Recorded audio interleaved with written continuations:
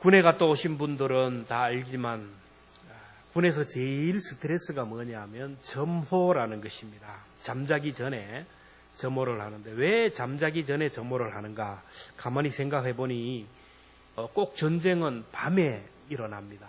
그리고 새벽에 일어나기 때문에 전쟁이 일어나기 전에 가장 중요한 것들을 점검하는 것입니다. 점호 시간에 보는 것은 병사들이 제자리에 있는가?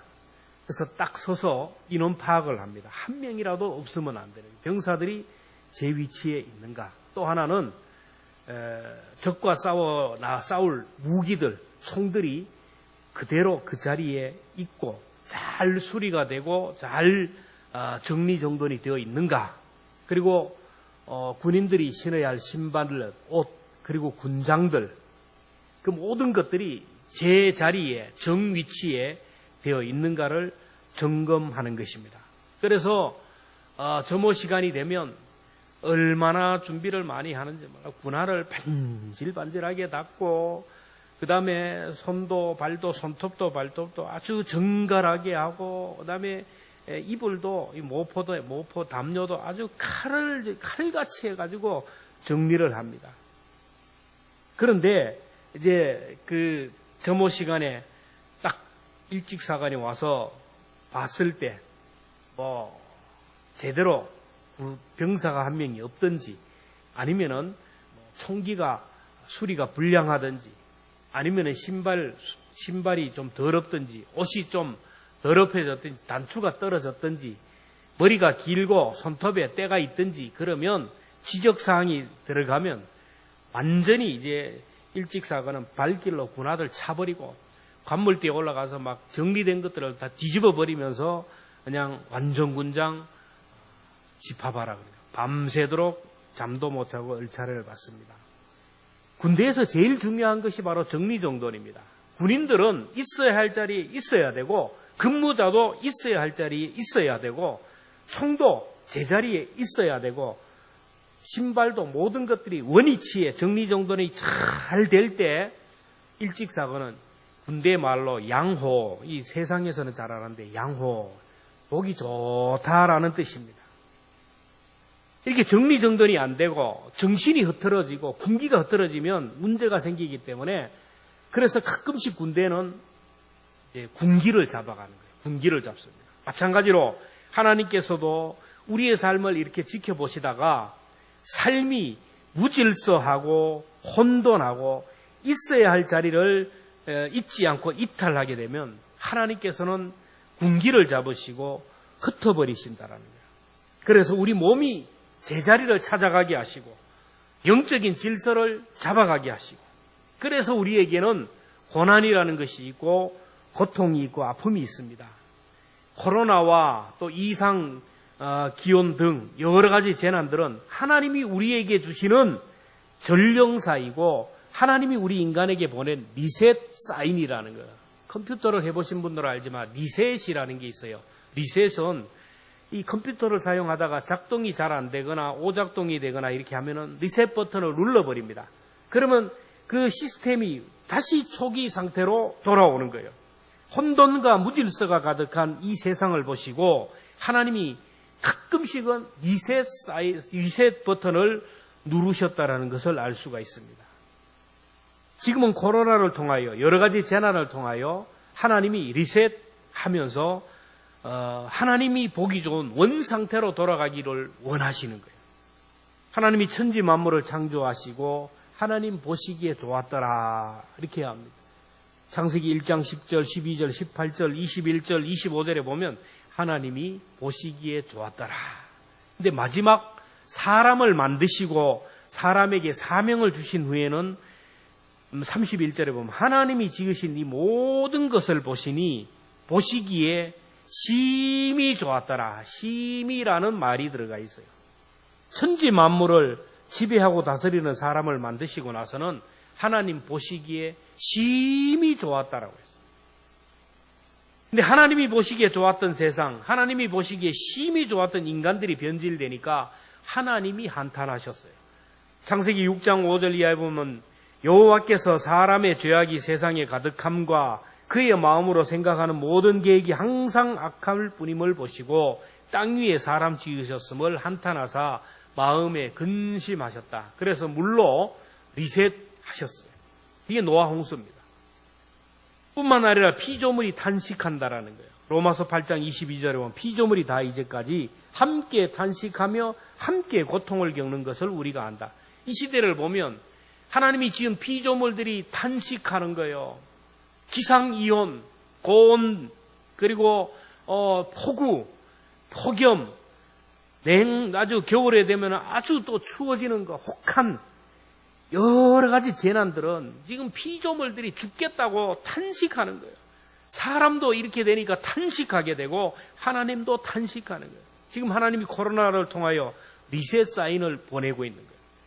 코로나가 끝이 보이지 않고 여러 가지 기상이변과 재난이 계속 이어지는 이때에 우리 성도들은 정말로 하나님 보시기에 하나님이 정말 원하시는 자리를 찾아야 된다. 하나님 보시기에 심히 좋은 그 상태를 회복해야 된다는 겁니다. 그러면 하나님 보시기에 심히 좋은 상태가 어떤 상태입니까? 오늘 첫째 보면 하나님의 형상을 회복하는 거예요. 27절 보면 하나님이 자기 형상 곧 하나님의 형상대로 사람을 창조하시되 하나님이 인간을 만들 때 하나님의 형상대로 만들었다. 이 히브리어로는 셀렘이라고 그리고 영어로는 이미지라는 거예요. 이미지 여러분 알죠? 이미지 닮았다라는 거예요. 하나님이 인간을 만들 때 하나님을 닮은 모양으로 만들었다라는 거예요. 26절에 하나님이 이르시되 우리의 형상을 따라 우리의 모양대로 우리가 사람을 만들고 우리의 형상대로 성부, 성자, 성령 이 하나님이 우리의 모양대로 이 하나님을 닮은 자로 하나님의 성품을 닮은 자로 이렇게 만들었다라. 사람을 보면 어떤 사람을 보면 하나님의 형상이 보이는 사람이 있어요. 하나님의 성품이 보이는 사람이 있습니다. 하나님의 품성이 보이는 사람이 있어요. 하나님이 우리를 이렇게 만드셨다라는 거예요. 근데 우리나라 사람들은 인간의 본질을 잃어버린 사람들을 동물에다가 자꾸 비유합니다. 개에다가 비유를 하죠. 대통령도 서슴지 않고 막 동물에 비유를 하죠. 전직 대통령을 동물에 비교하잖아요. 펭귄에다가 비유, 깨구리라 그리고, 쥐라 그리고, 닭이라 그리고, 이렇게 해요. 모두가 본질을 벗어났기 때문에 이런 소리를 듣게 되고 또 하나님의 성품을 잃어버리기 때문에 악한 모습을 가졌기 때문에 그렇게 부른다라는 거예요. 실제로 어떤 사람을 보면 하나님의 형상이 보이지 않고 하나님을 닮은 구석이 전혀 안 보이는 금수와 같은 사람이 있어요. 말에서, 인격에서, 성품에서 아무리 살펴봐도 하나님의 성품이 보이지 않는 사람이 있어요. 그런가 하면 하나님의 형상이 그래도 보이고 하나님을 닮은 모습들이 보이는 사람들이 있어요. 예수 그리스도를 통하여 하나님의 형상을 회복했지만 세상에 살면서 여러 가지 시험을 당하고 고난을 통하여 죄악으로 인하여 하나님의 형상을 잃어버리고 형상이 변질되었지만 그래도 희미하게 그 속에 하나님의 형상이 보이는 사람들이 있다라는 거예요. 하나님께서는 하나님의 자녀들이 형상을 잃어버리고 하나님의 형상이 변질되면 반드시 징계를 통하여 형상을 회복시켜 갑니다. 누가복음 15장에 보면 탕자의 비유가 나오는데 아버지의 재산을 가지고 아버지 집을 떠난 탕자가 그냥 두지 않잖아요. 아버지 집을 떠나고 아버지의 모습과 전혀 다른 아버지의 성품과는 전혀 다른 타락하고 부패하고 변질된 그를 돌이키기 위해서 재산을 거두어 버려요. 물질을 거두어 버려요. 친구가 떠나가게 하는 거예요. 돼지가 먹는 쥐엄 열매도 먹지 못하는 상황까지 만들어가는 거예요. 그래서 아버지 집으로 돌아오게 합니다. 하나님의 자녀가 아버지 집을 떠나고 하나님의 형상을 버리고 살아가면 반드시 고난을 통하여 회복시키는 거예요. 하나님의 자녀는 하나님의 형상을 닮아야 됩니다. 하나님의 인격을 닮아야 됩니다. 하나님의 마음을 닮아야 돼요. 하와는 하나님을 닮은 아담을 통하여 하나님을 보았어요.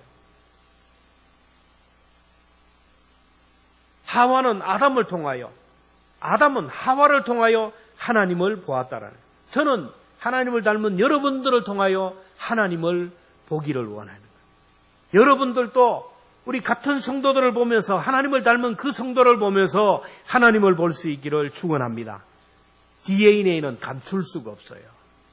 자녀를 보면 걸음걸이가 어떻게 그렇게 똑같은지 몰라요. 목소리도 똑같아요. 날씨가 변하면 재채기 하는 것까지 똑같아요. 웃는 모습도 닮아가는 거예요.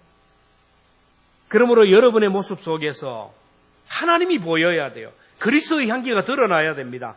하나님의 성품이 보여야 돼요. 보면 기도를 많이 하고 나는 기도 몇 시간 하고 막 그렇게 자랑한다는데 사람이 그 사람을 싫어하는 걸 봐요. 나는 성경을 너무 많이 읽는다, 막 성경을 맥독한다 그러면서 성경에 대해서 도사라 그러는데 사람들이 그 사람을 안 좋아해요. 교회에서 내가 그렇게 열심히 하고 막 이렇게 애쓰고 수고하고 열심을 다하는데 사람들이 안 좋아해요. 왜 그럴까요? 그 속에 하나님의 형상이 변질되었기 때문에, 하나님의 마음이, 그리스도의 마음이 없기 때문에. 그러면 우리가 하나님의 형상을 어떻게 회복할 수 있습니까? 하나님이 우리에게 주신 말씀으로 하나님의 형상을 회복할 수가 있어요. 자녀는 부지런히 밥을 먹고 열심히 밥을 먹고 하다 보면 자라면서 아버지의 모습을 닮아가고 목소리도 닮아가고 걸음걸이도 닮아가고 모든 것이 닮아가듯이 우리는 생명의 양식 하나님의 말씀을 부지런히 먹다가 보면 나도 모르게 내 속에서 하나님의 형상이 자꾸 회복하는 거예요. 하나님이 우리에게 주신 말씀, 하나님께서 우리에게 주신 영적인 채널, 이것들은 선한 것이에요. 이걸 감사함으로 순종하면 버릴 것이 없어요. 디모데전서 2장 4장 4절 5절에 보면 하나님께서 지으신 모든 것이 선함에 감사함으로 받으면 버릴 것이 없나니 하나님의 말씀과 기도로 거룩하여 짐이라. 하나님의 말씀에 자꾸 말씀을 읽다가 보면, 말씀에 자꾸 순종하다 보면, 순종이 안 되니까 기도하다 보면 나도 모르게 하나님의 형상을 회복하는 거예요. 오늘 이 시대에 왜 하나님의 형상이 자꾸 보이지 않고 잃어버립니까? 말씀을 덮어놓기 때문에, 말씀을 읽지 않기 때문이에요. 말씀을 순종하지 않기 때문에 내 속에 금수의 본성, 내 속에 사탄의 본성들이 나오게 되는 거예요. 어려울 때 여러분 이제 유튜브 그만 보고, 이제 여러분 TV 그만 보고, 이제 정말로 하나님의 말씀 앞에 서서 말씀을 읽고 기도하는 가운데 내 자신부터 내 속에 하나님의 형상을 회복할 수 있기를 축원합니다.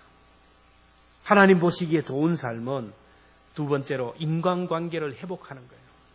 27절에 보면 하나님이 자기 형상 곧 하나님의 형상대로 사람을 창조하시되 남자와 여자를 창조하셨다. 하나님의 형상으로 사람을 만드는 남자와 여자를 만드셨다는 거예요.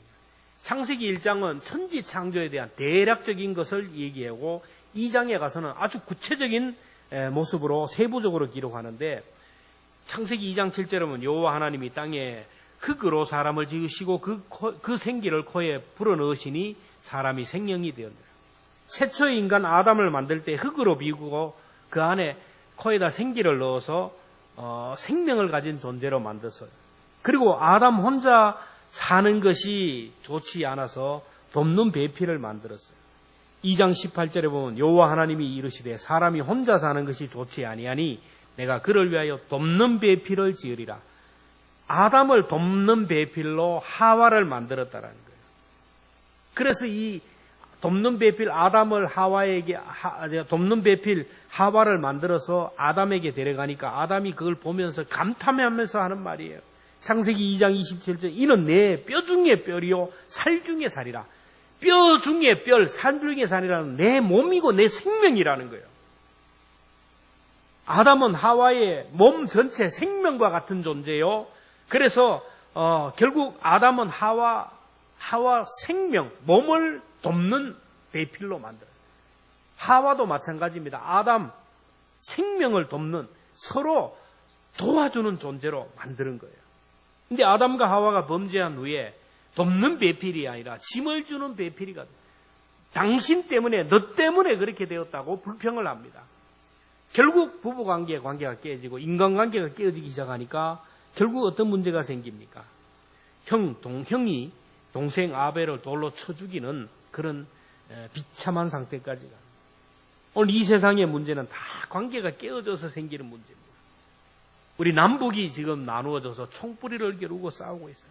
동서가 나누어져 있습니다. 진보와 보수가 나누어지고 이제는 세대 간의 갈등으로 서로 어려움을 당해요. 여러분 놀라지 마십시오. 우리나라가 사회적 갈등 비용이 여러분 얼마인지 아세요? OECD 국가 중에 최고의 1년에 수백조예요, 수백조. 사회적 갈등 비용이라는 건 뭐냐 하면은 싸우느라고, 갈등하느라고, 다투느라고 생기는 그 손해. 광화문에, 서초동에, 막 여기저기서 데모하고, 쿠데타를 일으키고 데모를 하고, 그리고 막 잡아놓고 고문하고 감옥에 가두고 이런 여러 가지 문제들 때문에 생기는 사회적 갈등 비용이 인간관계가 깨어져서 생기는 문제들이 이렇게 많다라는 거예요. 좋은 지도자 그리고 교회의 좋은 리더들, 가정이나 사회의 장들은 여러분 소통하게 되고 하나 되게 만들고 일치되게 만드는 거예요. 사이만 좋아도 문제가 안 생겨요. 자꾸 문제가 생기니까 서로 치고받고 싸우고 하느라고 정말로 해야 할 일들을 하지 못하게 만드는 거예요. 이거는 사탄의 역사입니다. 오늘 하나님이 나를 만든 이유는 돕는 자로 세웠어요. 돕는 자로. 내 존재의 위치를 알아야 돼요. 자녀를 돕고 가족을 돕고 이웃을 돕고 성도를 도우라는 거예요. 아담과 하와를 만드신 이유가 바로 서로 도우라는 거예요. 사람 인자라는 이 한자를 잘 보세요. 혼자서는 안 되기 때문에 같이 세워야 돼요. 백지장도 맞들면 좋다고 서로 세워가야 돼요. 남편 혼자 안 되기 때문에 아내가 세워줘야 되고요. 자녀가 안 되기 때문에 부모가 세워야 돼요. 서로 세워야 돼요. 목사도 혼자 안 되기 때문에 여러분이 세워줘야 돼요. 세워줘야 목회가 할 수 있어요. 세워주지 않으면 안 되는 거예요. 여러분들도 서로 아론과 훌이 돼서 서로를 세워줘야 돼요. 여러분이 안 되기 때문에 목사가 도와주는 거 아닙니다. 그런데 인간이 범죄함으로 도와주고 세워줘야 할 사람을 저주하고 있어요. 야고보 3장 9절에 보면 이것으로 하나님의 형상대로 지음받은 사람을 저주한다. 우리가 살아가면서 인간관계에 끼어지면 내가 불행해져요. 내 가정이 불행해지고 하늘문이 닫혀요. 땅에서 매면 하늘에서 매이고 땅에서 닫히면 하늘문도 닫혀요.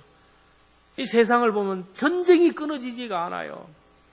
우리나라도 완전히 반토막이 되어서 서로 싸워요. 진보와 보수가 계속 싸우잖아요. 서로 정죄합니다. 교회 안에도 들어가면 얼마나 많은 문제들이 많은지 몰라요. 왜 하나님의 자녀들이 모인 교회 안에서 그렇게 미워하고 정죄하고 싸우는 거예요? 사탄에게 이용되는 줄도 모르고 그래요. 그러니까 밖으로 나가서 복음도 전하지 못하고 일을 못 하는 거예요. 가정도 마찬가지입니다. 사소한 거래 목숨을 걸고 부부가 아니고 친척가 아니고 담을 쌓고 사는 가정들이 너무 많아요. 아직도 꼴 보기 싫은 사람이 많고 아직도 보기 싫은 사람들이 많고 하나님이 코로나를 통하여 더 이상 인간관계가 깨어지지 않도록 하셨어요. 만나면 서로 도와줘야 되고 협력해야 되고 만나면 이래야 되는데 만나면 싸우고 교회마다 싸우고 다투고 문제고 그러니까 아예 만나지 못하도록 사회적 거리를 두고 손도 못 잡게 하잖아요. 말도 못하게 마스크를 씌워버리잖아요. 가까이 가면 고슴도치처럼 찌르기 때문에 가까이 가지 못하게 하는 거예요. 사랑하라고 서로 섬기라고 했는데 상처를 주고 고통을 주니까 하나님이 갈라놓은 거예요. 만남이 제한되었어요. 여러분 지금 아프면 병원에 가도 입원해도 면회가 안 돼요. 그렇게 알고 계세요. 중환자실 가도 가족들의 면회가 안 됩니다. 죽는다고 해도 가족들이 면회가 안 돼요. 이런 시대가 되어가고 있어요. 그래서 관계를 회복해야 됩니다. 관계. 아직까지 꼴보기 싫은 사람, 미운 사람이 있으면 그러면 안 돼요. 부드러운 사람이 돼야 돼요. 만나면 좀 부드러운 사람이, 상처를 주는 사람이 있습니다. 자꾸 부드러운 사람이 돼요. 따뜻한 사람이 되면 하나님의 은혜가 자꾸 내게 붙어요. 사람들이 붙어요. 물질도 붙고 은혜가 붙어요. 교육학에서 하로우 실험 1월이라는 것을 발표했는데 젖을 먹는 아기 원숭이들을 대상으로 실험을 했어요. 이게 젖을 먹는 엄마 원숭이를 대신해서 만들었는데 한쪽은 아주 차갑고 딱딱한 쇠로 만든 엄마 원숭이를 만들고 그 젖에다가 우유병을 달아놨어요.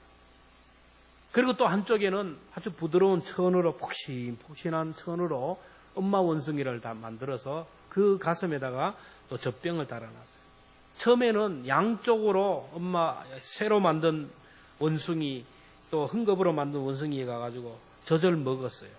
근데 시간이 지나면서 쇠로 만든 원숭이에게 가서 젖을 먹는 것이 사라지고 모두가 천으로 만든 폭신한 천으로 만든 그 원숭이에 와서 젖을 먹기 위해서 줄을 서 있다라는 거예요. 동물들도 부드러운 걸 좋아, 따뜻한 걸 좋아. 하물며 하나님의 자녀들, 만물의 영장으로 만든 사람들이 어떻겠습니까? 사랑받기 위해 태어나고, 존중받기 위해 태어나고, 인정받기 위해 태어났는데 자꾸 상처를 받고, 정죄를 받고, 비판을 받고, 그러면 사람이 힘들어요. 상처를 주는 사람도 병이 들고 상처받는 사람도 병이 들어요.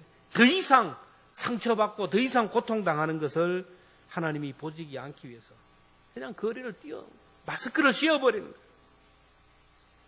그러므로 나부터, 여러분 가정에서부터 관계를 회복할 수 있어야 돼요.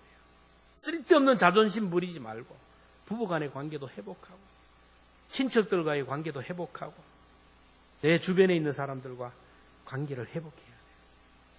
인간관계가 회복되어야 내가 행복하고 내 삶에 하나님의 나라가 이루어지는 거예요.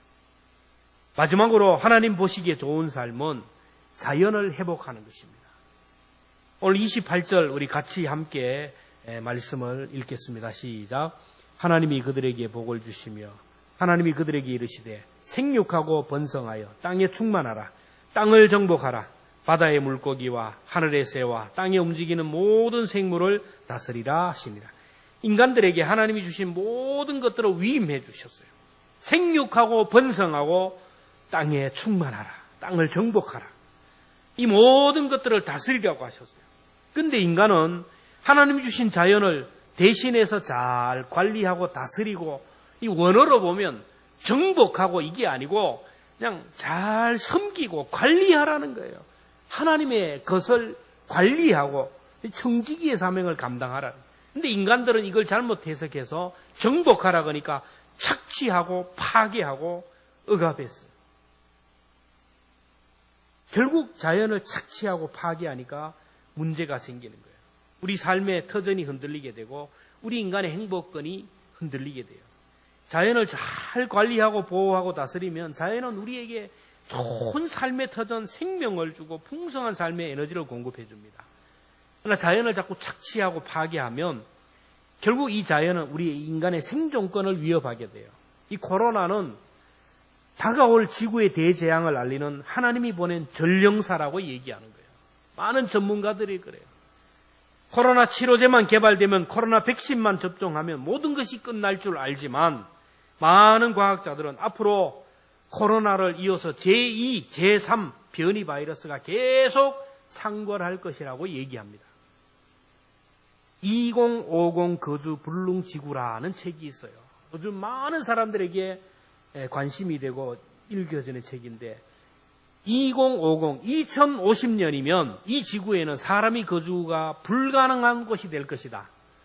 뭐 어르신들은 그때야 나하고는 상관없는데 어떤 장로님하고 얘기하다가 제가 그랬죠. 장로님은 상관없네요. 그러니까 그렇지. 목사님도 괜찮겠네요. 아니에요. 저도 90이 되면 그때 되면 이 상황을 만나면 제명대로 못 살고 가게 돼요. 지구가 파괴가 되어서 지구온난화 현상이 계속되고 있어요. 지구온난화라는 것은 쉽게 말하면 비닐하우스예요. 비닐하우스. 온실효과. 여러분 이 뜨거운 여름에 비닐하우스에 들어가면 살 수 있어요? 못 살죠. 지금 문을 열고 나가면 지금 하우스 속에 들어온 것처럼 찜질방에 들어가는 것처럼 그런 뜨거운 거. 지금 이 지구는 비닐하우스로 씌워놓은 것처럼 찜통 더위가 계속되는 거예요. 인간이 잘 살기 위하여, 더 잘 살기 위하여 산업화로 인하여 이산화탄소와 메탄가스를 계속 배출하니까 대기오염, 이 오염 물질들이 지구를 덮어서 지구의 온도를 자꾸 높여가는 거예요. 지구의 온도가 자꾸 더우면 밖으로 빠져나가야 되는데 이 이산화탄소들, 이 인간이 만들어낸 이 대기오염들로 인하여 지구를 확 덮어가지고 지구가 점점 더 뜨거워지는 거예요. 자동차 배기가스, 공장에서 배출되는 매연들, 오염물질들인 이산화탄소들이 이건 나무가 이것들을 흡수해서 좋은 공기로 만들어내는 거예요. 이산화탄소는. 그래서 숲이 많고 숲이 많아야만이 여러분 나무를 많이 심어야 돼야 할 수만 있습니다.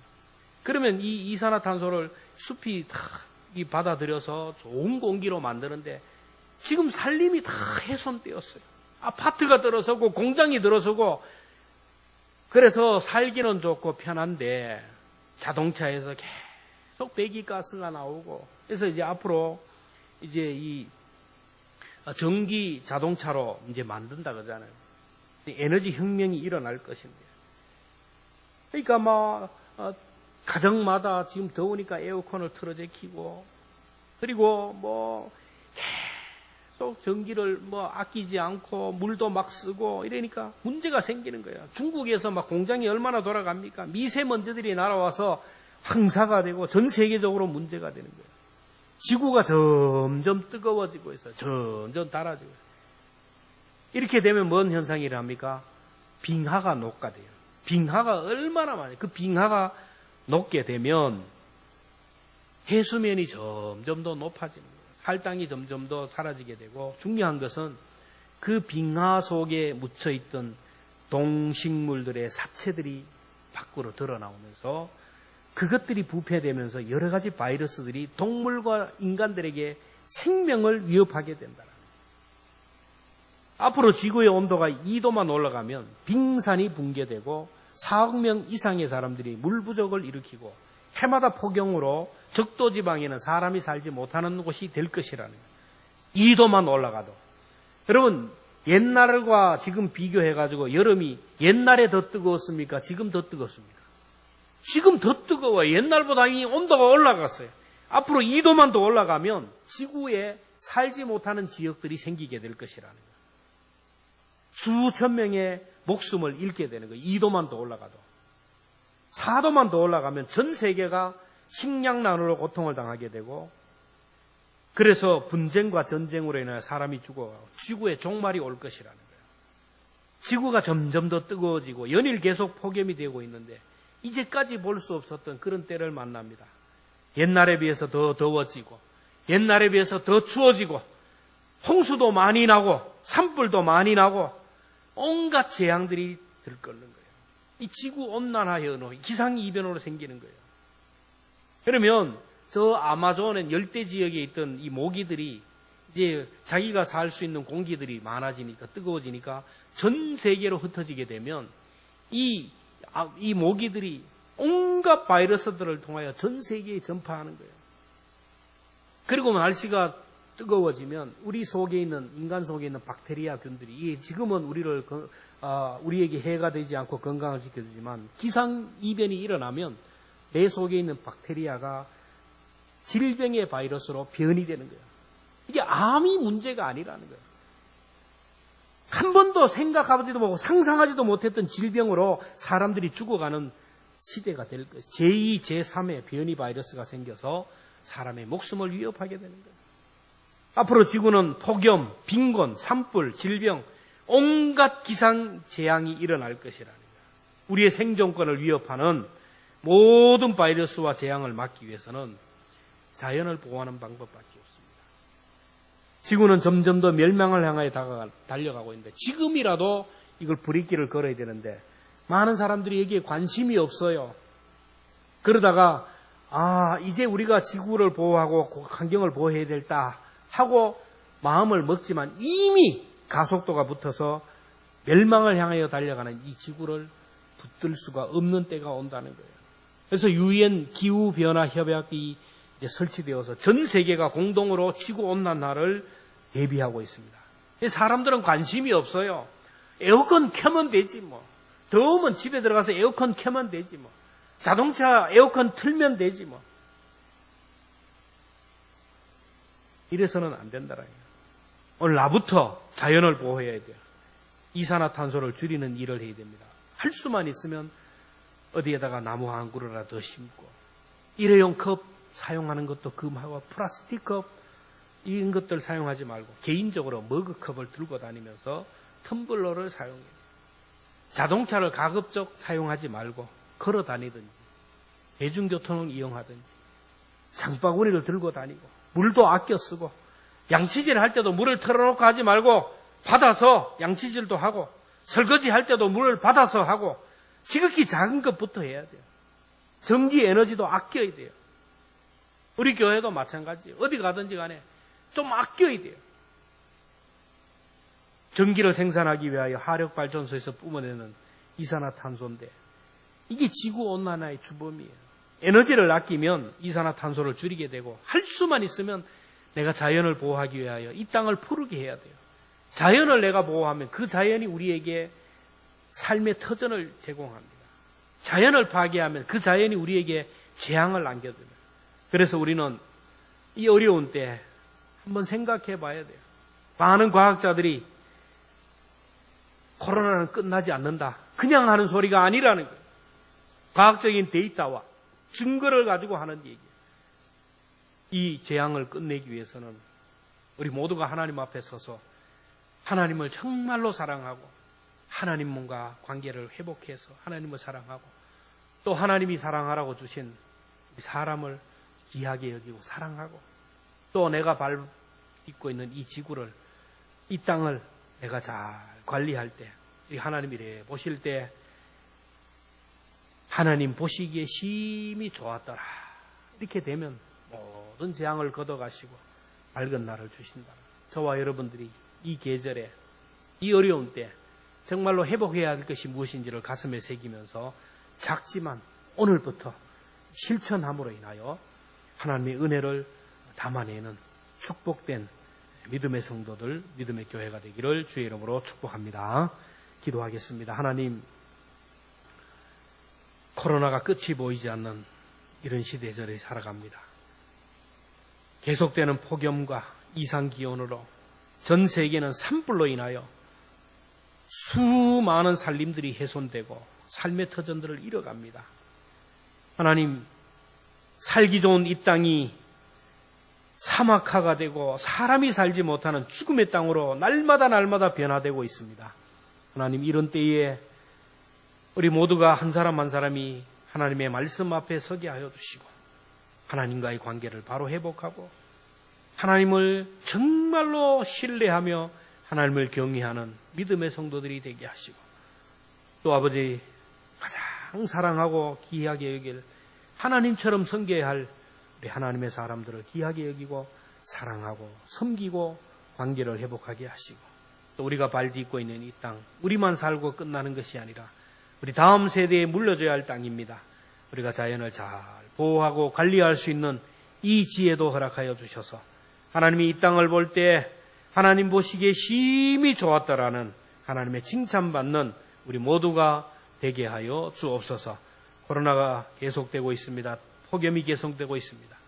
잘 넘어가게 하시고 견디게 하여 주시고 참게 하시고 하나님의 마음을 감동시키는 우리 모두가 되기를 원하오며 예수님의 이름으로 기도하옵나이다.